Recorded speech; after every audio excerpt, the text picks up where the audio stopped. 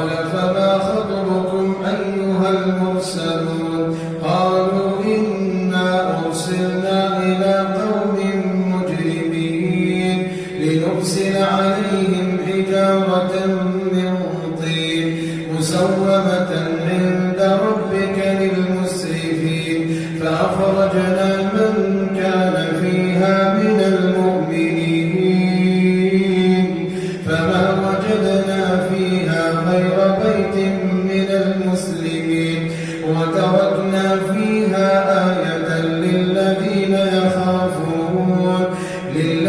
يخافون العذاب الأليم وفي موسى إذ أرسلناه إلى فرعون بسلطان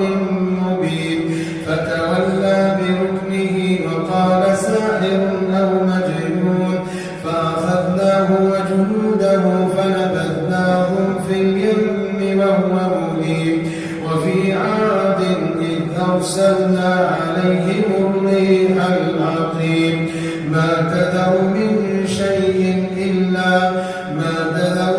شيء أتت عليه إلا جعلته كالرميم وفي ثمود إذ قيل لهم تمتعوا حتى حين فعتوا عن أمر ربهم فأخذتهم الصاعقة وهم ينظرون فما استطاعوا من قيام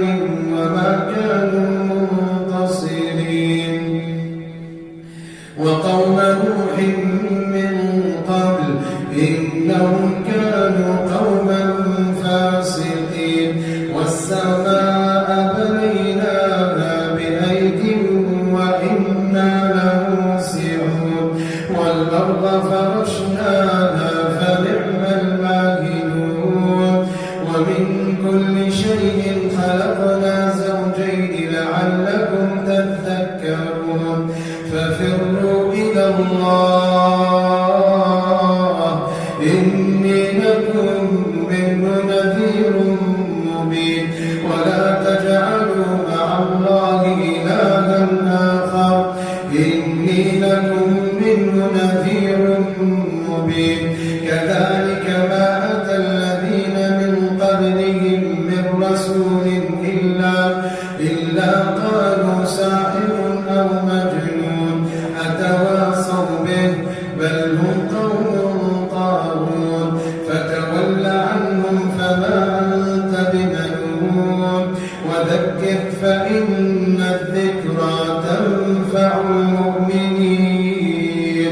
وما خلقت الجن والإنس إلا ليعبدون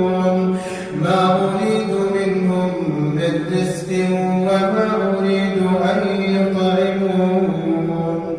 ما